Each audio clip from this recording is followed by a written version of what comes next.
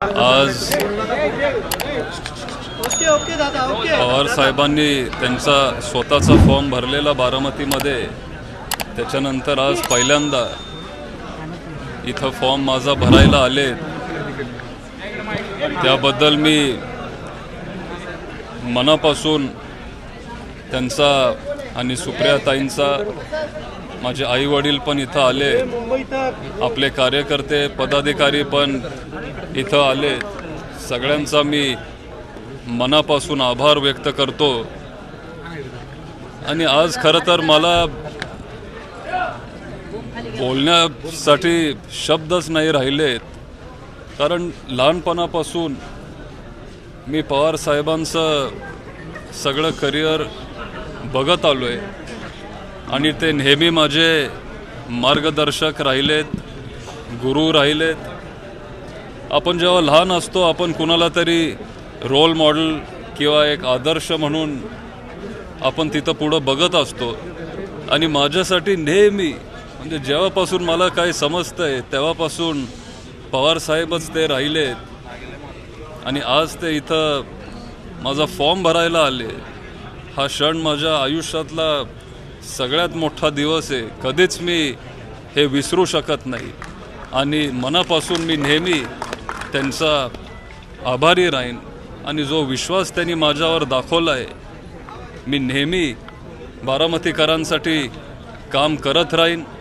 बारामतीकरांनी 27व्या वर्षी पवार साहेबांवर खूप प्रेम केलं, त्यांना तिथं निवडून दिलं, त्यांना भरभरून आशीर्वाद दिला, आणि पवार साहेबांनी पण बारामतीचं नाव देशात नाही तर जगात मोठं केलं। बारामतीकरांसाठी ते काम करत राहिले, शाश्वत विकास त्यांनी केला, समाजाचं परिवर्तन त्यांनी केलं, विकास कामं केली, कुटुंब त्यांनी उभे केली, आणि बारामतीकरांचं नाव आणि बारामतीचं नाव कसं जगात मोठं होईल नेहमी ते हा विचार करत आलेत। आणि त्यांचेच हे विचार घेऊन दिवस रात्र जोपर्यंत मला शक्य असेल मी बारामतीकरांसाठी काम करत राहीन, आणि त्यांचे जे काही प्रश्न असतील वैयक्तिक किंवा सार्वजनिक, मी पवार साहेबांसारखंच मी काम करत राहीन। आणि एवढीच मी एक विनंती करतो, इच्छा व्यक्त करतो की ज्या पद्धतीने बारामतीकरांनी पवार साहेबांना 55 वर्षापूर्वी असा आशीर्वाद दिलेला, त्या पद्धतीने तुम्ही मलाही द्या। आणि 100% मी आज खात्रीपूर्वक तुम्हाला सांगतो की जे काही तुमचे प्रश्न असतील, एक लोकप्रतिनिधी म्हणून, एक सेवक म्हणून मी इथं तुमच्यामध्ये असीन राहीन, आणि हे सगळे प्रश्न मी प्रामाणिकपणे मार्गी लावेन। तुम्हाला कान मंत्र दिले असतात, लोकांच्या सेवेत राहिलं पाहिजे, काम केलं पाहिजे, काय वाटतंय? काय पवार साहेब फार मोजकं बोलतात, आणि सल्ला किंवा कानमंत्र ते कधी देत नाहीत, त्याच्यामुळे जेव्हा ते काहीतरी ते तसं सांगतात, आपण ते ऐकलं पाहिजे, आपण त्या पद्धतीने वागलं पाहिजे। आणि त्यांनी काय सांगितलं की लोकांची सेवा तुम्ही केली पाहिजे, आणि नम्रपणे तुम्ही वागलं पाहिजे, आणि त्याच पद्धतीने आम्ही पुढे जाणार आहे आणि काम करायचा आम्ही प्रयत्न करणार। दादा, तुमच्यासमोर अजितदादा आहेत, जे अनेक वर्षांपासून या ठिकाणचे आमदार आहेत, तुमच्यासमोर तुम्हाला असं वाटतं का की हे आव्हान असेल, आणि जर आव्हान असेल तर ते तुम्ही कसं पेलवणार?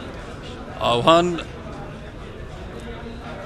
असेल का नसेल त्याच्यावर आज मी तेवढा विचार केला नाही, कारण माझ्या समोर जरी इथले मोठे उमेदवार असतील तरी माझ्या पाठीशी पवार साहेब आहेत।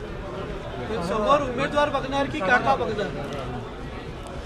खरं तर मी उमेदवार काका असं मी समोर बघत नाही आहे, मला फक्त पवार साहेबांना साथ द्यायची आहे, मला त्यांच्यासोबत राहायचं आहे, आणि बारामतीकरांसाठी मला काहीतरी करायचं आहे, तेवढाच विचार मी करतोय। तुमच्या समोर घोषणाबाजी देखील झाली, तुम्ही छत्रपती शिवाजी महाराज यांच्या पुतळ्याला पुष्पहार अर्पण करताना घोषणाबाजी दिली कार्यकर्त्यांनी।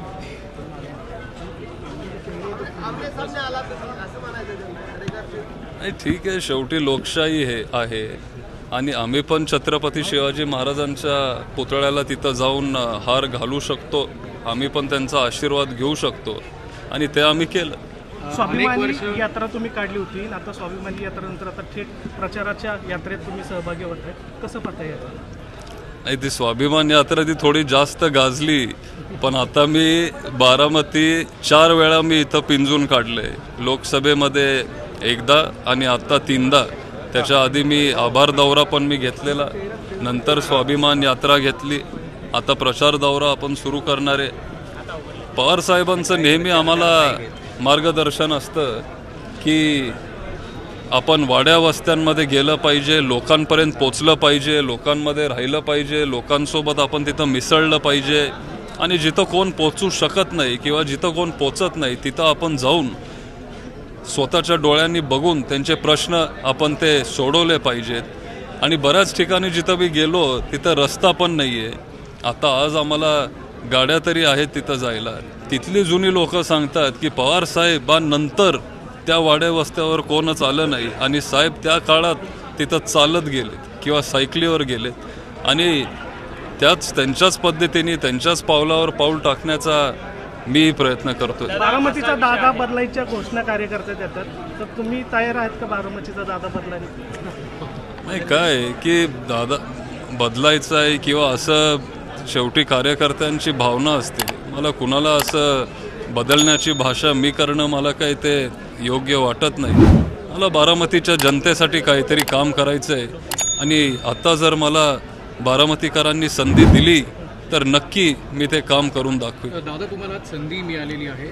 थोडासा पाठीमागे जर आपण गेलं तर राष्ट्रवादी जेव्हा फुटली तेव्हा 2 पर्याय खरं तर तुमच्यासमोर निश्चितपणे असतील, पण पवार साहेबांबरोबरच जाण्याचा पर्याय हा निवडण्याचं मागचं एक प्रमुख कारण कुठलं असतं? काय की आता जे मीडिया आहेत किंवा जे पत्रकार आहेत त्यांच्यासाठी त्यांना आश्चर्य वाटलं, पण जे माझे जवळचे सगळे आहेत, माझे मित्र असतील, इथले जे स्थानिक कार्यकर्ते असतील, सहकारी असतील, माझं कुटुंब असेल, त्यांच्यासाठी हे अजिबात सरप्रायझिंग नव्हतं.